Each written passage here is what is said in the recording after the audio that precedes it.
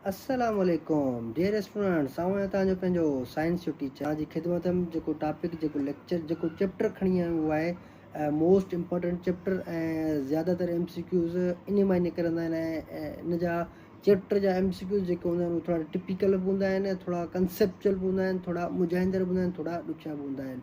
सो एहतियात तव्हां हिन चैप्टर खे पढ़िजो, हिन जे MCQs खे, ऐं तमामु मज़ेदार MCQs अगरि हीउ चैप्टर तव्हां जो बेहतरीन नमूने सां पढ़ियल हूंदो तो उम्मीद है तव्हांजा MCQs तव्हांखे सही सम्झ में ईंदा। ज़्यादातर हर टेस्ट में हिन ई चैप्टर मां MCQs कढिया वेंदा आहिनि, छो त हीउ चैप्टर जेको आहे उहो तमामु बहितरीनु मज़ेदार ऐं मोस्ट इम्पॉर्टेंट चैप्टर आहे। जेको चैप्टर आहे उहो चैप्टर नंबर 6 क्लास साइंस 7 जी atom and structure of atom. Atom छा आहे एंड उनजी बनावट छा आहे, उन मां जेके बि टॉपिक्स आहिनि उन मां MCQs निकिरंदा। वीडियो रुको जरा, सबर करो, पहले मुंहिंजी वीडियो हुनखे चैनल खे सब्सक्राइब त कयो त पोइ त वीडियो ॾिसूं। मुंहिंजी यूट्यूब चैनल खे सब्सक्राइब करणु न विसारिजो, बेल आइकन खे त बिल्कुलु बि न विसारिजो। ऐं हीअ तव्हांजी वीडियो तमामु हेल्पफुल रहण वारी आहे, इन करे वधि खां वधि हिनखे लाइक बि कजो, सब्सक्राइब कजो, शेयर बि कजो, कमेंट बि कजो, पंहिंजे कुलीस खे, पंहिंजे दोस्त खे, क्लासमेट्स खे लिंक शेयर कजो ताकी हू हिन लेक्चर मां, हू हिन वीडियो मां, MCQs मां फ़ाइदो वठी सघनि। अचो त वीडियो स्टार्ट कयूं। MCQ नंबर पहिरियों आहे त एटम जो समूरो मास या वज़न छा में समायल हूंदो आहे? दायरे, ऑर्बिट में, न्यूट्रॉन में, न्यूक्लियस में, या सभु ऑप्शन इन थींदा। MCQ नंबर ॿियो, कंहिं बि एटम जो मास छाजे बराबरि हूंदो आहे? Neutron plus electron, electron plus proton, neutron plus proton, या सभु ऑप्शन थींदा। MCQ नंबर टियों, साॻिए आंसर जा एटम जिन जो मास नंबर मुख़्तलिफ़ हूंदो आहे तिन खे छा चइबो आहे? एनायंस, केटायंस, आइसोटोप, या को बि न। MCQ नंबर चोथों, कंहिं एटम जो एटॉमिक नंबर कंहिं एटम जो एटमी नंबर 16 आहे ऐं मास नंबर 32 आहे त उनजे प्रोटॉन्स जो तइदाद केतिरो हूंदो? हीअ मां तव्हांखे चयो त हिन चैप्टर जा तमामु most important and most conceptual जेके MCQs हूंदा आहिनि। हाणे चवे थो जेकॾहिं कंहिं एटम जो एटमी नंबर 16 आहे ऐं मास नंबर 12 आहे, एटॉमिक नंबर 16 आहे ऐं मास नंबर 32 आहे त उन प्रोटॉन्स जो तइदाद केतिरो हूंदो? हाणे तव्हांखे पढ़ियल हूंदो त इलेक्ट्रॉन घणा हूंदा, प्रोटॉन घणा हूंदा, न्यूट्रॉन घणा हूंदा। जॾहिं तव्हांखे एटॉमिक नंबर, एटॉमिक मास मिलियल हुजे त तव्हां सभु फाइंड आउट करे वेंदव त घणा हुन में इलेक्ट्रॉन हूंदा, घणा प्रोटॉन हूंदा, घणा न्यूट्रॉन हूंदा। एटम छा आहे? वॾो ज़रड़ो हूंदो आहे, पाणी जो हिसो हूंदो आहे, हवा जो हिसो हूंदो आहे, मादे जो सभ खां नंढो हिसो हूंदो आहे। MCQ नंबर 6, हिनखे जेको आहे मुझिजो न, हिन में तव्हांखां पुछे त मनफ़ी चार्ज वारो ज़रड़ो कहिड़ो आहे? हाणे मनफ़ी तव्हांखे सम्झाए छॾियां त मथां वरी उते तव्हांखे स्टेटमेंट में अची वञे त परेशान थी वञे। मनफ़ी छा आहे? मनफ़ी माना नेगेटिव, वरी हुनखे सिंधीअ में असीं चऊं त माइनस चार्ज वारो ज़रड़ो कहिड़ो हूंदो आहे? ज़रड़ो कहिड़ो हूंदो आहे? प्रोटॉन, इलेक्ट्रॉन, न्यूट्रॉन, या न्यूक्लियस। MCQ नंबर 7, मुस्बत चार्ज वारो ज़रड़ो कहिड़ो हूंदो आहे? मुस्बत माना पॉजिटिव, प्लस वारी जगह चार्ज हूंदी आहे, उहे कहिड़ा ज़रा हूंदा आहिनि? इलेक्ट्रॉन हूंदा आहिनि, प्रोटॉन हूंदा आहिनि, न्यूट्रॉन हूंदा आहिनि, या न्यूक्लियस हूंदो आहे। MCQ नंबर 8, बिगेर चार्ज वारो ज़रड़ो कहिड़ो हूंदो आहे? उहो ज़रड़ो जेको स्टेबल हालत में का बि उन ते चार्ज न हूंदी आहे। तव्हां पढ़ियो हूंदो 7वीं साइंस में, इलेक्ट्रॉन, प्रोटॉन, न्यूक्लियस, न्यूट्रॉन। हाणे इलेक्ट्रॉन, प्रोटॉन, न्यूट्रॉन हूंदा आहिनि, हिकिड़े ते पॉजिटिव, हिकिड़े ते नेगेटिव, हिकिड़े ते न्यूट्रल, का बि चार्ज न हूंदी आहे। हाणे तव्हांखे इन टिनि मां ॻोल्हणी पवंदी त पॉजिटिव छा ते हूंदी आहे, कहिड़ो हूंदो आहे, नेगेटिव छा ते हूंदी आहे, न्यूट्रल कहिड़ो हूंदो आहे, स्टेबल हालत में जेको हूंदो आहे। MCQ नंबर 9, इलेक्ट्रॉन जो वज़न प्रोटॉन जे भेट में केतिरो हूंदो आहे? वधीक हूंदो आहे, तक़रीबन बराबरि हूंदो आहे, तमामु घटि हूंदो आहे, या साॻियो हूंदो आहे? हिन में तव्हांखे वज़न में ख़बर हुअणु घुरिजे त प्रोटॉन जो वज़न केतिरो हूंदो आहे। इहो बि MCQ तव्हांजो अची सघे थो।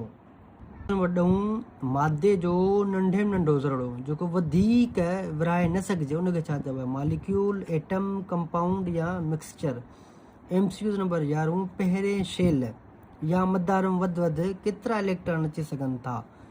8, 2, 18, 32। हाणे तव्हां हिते जेको आहे पहिरें शेल जो नालो बि पुछी सघंदा त पहिरें शेल जो नालो छा हूंदो आहे?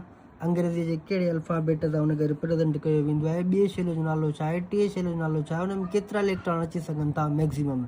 हिते त शेल में तव्हांखे इलेक्ट्रॉन पुछा अथसि त शेल जो नालो तव्हां न पुछियो अथसि, त उहो तव्हां पुछी सघे थो। उहो तव्हां पढ़ियो हूंदो उमेद आहे त पहिरें जो के हूंदो आहे, ॿिए जो तव्हांखे ख़बर हूंदी, मतिलबु ईअं ई हूंदा आहिनि। MCQ नंबर 12, एटमी मास, एटॉमिक मास मालूम करण जो फार्मूलो कहिड़ो आहे? माना असांखे कीअं ख़बर पए त हिन जो एटॉमिक मास केतिरो आहे? प्रोटॉन प्लस इलेक्ट्रॉन के असीं प्लस कंदासीं त असांखे ख़बर पवंदी, या प्रोटॉन प्लस न्यूट्रॉन खे असीं प्लस कंदा जोड़ कंदासीं, या इलेक्ट्रॉन प्लस न्यूट्रॉन खे जोड़ कंदासीं, या सिर्फ़ु न्यूट्रॉन खे असीं काउंट कंदासीं। आसान सफ़ा। कंहिं बि एटम में वैलेंस इलेक्ट्रॉन किथे मौजूदु हूंदो आहे? वैलेंस शेल तव्हां पढ़ियो हूंदो, वैलेंस इलेक्ट्रॉन किथे मौजूदु हूंदा आहिनि?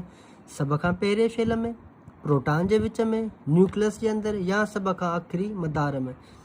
जो जेकॾहिं हिकु एटम जे एटॉमी नंबर 6 आहे त उन में प्रोटॉन जो तइदादु केतिरो आहे? छो जेकॾहिं हिकु एटम जो एटमी नंबर 6 आहे त उन में प्रोटॉन जो तइदादु केतिरो हूंदो? 12, 6, 3 या 0। MCQ नंबर जेको आहे 15, न्यूक्लियस जे चौधारी इलेक्ट्रॉन जंहिं रस्ते ते घुमंदा आहिनि त उनखे छा चइबो आहे? हाणे हिन में 2 MCQ था ठहनि। हिकिड़ो MCQ ठहियसि न्यूक्लियस जे चौधारी कहिड़ा ज़रड़ा गर्दिश कंदा आहिनि, त उहो इलेक्ट्रॉन आहे। वरी तव्हांखे ॾिनो अथसि न्यूक्लियस जे चौधारी इलेक्ट्रॉन जंहिं रस्ते ते गर्दिश कंदा आहिनि त उनखे छा चइबो आहे? रस्तो चइबो आहे, ऑर्बिट शेल चइबो आहे, सिरिंग चइबो आहे, या न्यूक्लियर वाल चइबो आहे? छा चइबो आहे उनखे? MCQ नंबर 16, कहिड़े ज़रड़े जो वज़न मास सभ खां घटि हूंदो आहे? इलेक्ट्रॉन जो, प्रोटॉन जो, न्यूट्रॉन जो, सभिनी जो वज़न बराबरि हूंदो आहे? जेको हुजे तव्हां कमेंट ॿुधाए। चए थो सोडियम जी निशानी Na आहे त कहिड़ी ॿोलीअ जे नेट्रियम मां वरिती वई आहे? हिन मां 3 जहिड़ा MCQ ठही सघनि था। त सोडियम जी निशानी तव्हां पुछी सघंदी, त सोडियम जी निशानीअ खे छा सां रिप्रेज़ेंट कयो वेंदो आहे? 2 टे निशान ॾेई छॾे त तव्हांखे इहा निशानी यादि करणी आहे त Na आहे। कैल्शियम जी तव्हां पुछी सघनि था, ॿियूं बि कई तव्हां कार्बन जी, हाइड्रोजन जी, हीलियम जी, नाइट्रोजन जी, इथेन जी, मीथेन जी, छा जी पुछी सघनि था। वरी चए थो कहिड़ी ॿोली नेट्रियम मां वरिती वई आहे? त अंग्रेज़ी, फारसी, लातीनी, यूनानी। वरी चयो MCQ ठहे त सोडियम जी निशानी Na, मिसाल थोरो कहिड़ो ॿोली तव्हांखे लफ़्ज़ ॾियनि त हीअ फारसी ॿोली आहे, जे कहिड़े फारसी ॿोलीअ मां वरितो आहे त उन लफ़्ज़ कहिड़ो आहे? नेट्रियम, एट्रियम, बैट्रियम, कहिड़ो डेट्रियम कहिड़ो ॾेई सघनि था? त तव्हांखे हीअ टे शयूं यादि रखियो, हिन जी निशानी यादि करणी आहे, कहिड़ी ॿोली मां वरितो वियो आहे, कहिड़ो लफ़्ज़ वरितो वियो आहे। त इहे 3 लफ़्ज़ तव्हांखे यादि करणा आहिनि। MCQ नंबर 18 आहे त कार्बन डाइऑक्साइड CO2 जे हिकु मालिक्यूल में ऑक्सीजन जा केतिरा आइटम आहिनि? हाणे हीअ CO2 तव्हांखे ख़बर आहे त हिन में कार्बन जा केतिरा आहिनि, ऑक्सीजन जा केतिरा आहिनि? त हिते तव्हांखां पुछे थो त कार्बन डाइऑक्साइड जे हिकु मालिक्यूल में ऑक्सीजन जा केतिरा आइटम आहिनि?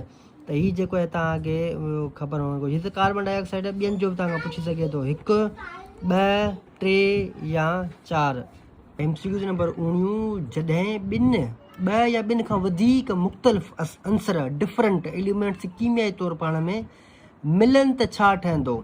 मिक्सचर ठहंदो, एटम ठहंदो, कंपाउंड ठहंदो, या न्यूट्रॉन ठहंदो? क्लोरीन जी निशानी कहिड़ी हूंदी आहे? Ci, CLL, Cl या Ca? इहो ई जेको तव्हांखे ॿुधायोमांव त सोडियम जी अगरि Na आहे त क्लोरीन जी निशानी तव्हां पुछी सघनि था, हाइड्रोजन जी पुछी सघनि था, कार्बन डाइऑक्साइड, वाटर जी पुछी सघनि था। मतिलबु मुख़्तलिफ़ सवालनि जी नोयत हूंदी आहे। ठीकु आहे स्टूडेंट्स, अॼु जो लेक्चर हिते कंप्लीट थियो। दुआउनि में यादि, ख़ुदा हाफ़िज़। मुंहिंजे चैनल खे सब्सक्राइब करणु न विसारींदा, लाइक कयो, कमेंट कयो, शेयर कयो हिन लिंक खे वधि खां वधि, ताकी ॿिया बि स्टूडेंट्स हिन लेक्चर मां मुस्तफ़ीज़ थी सघनि। ऐं तव्हां मूंखे कमेंट ॿुधाइजो हीउ लेक्चर तव्हांखे केतिरो फ़ाइदेमंद रहियो ऐं हीउ लेक्चर तव्हांखे कीअं रहियो।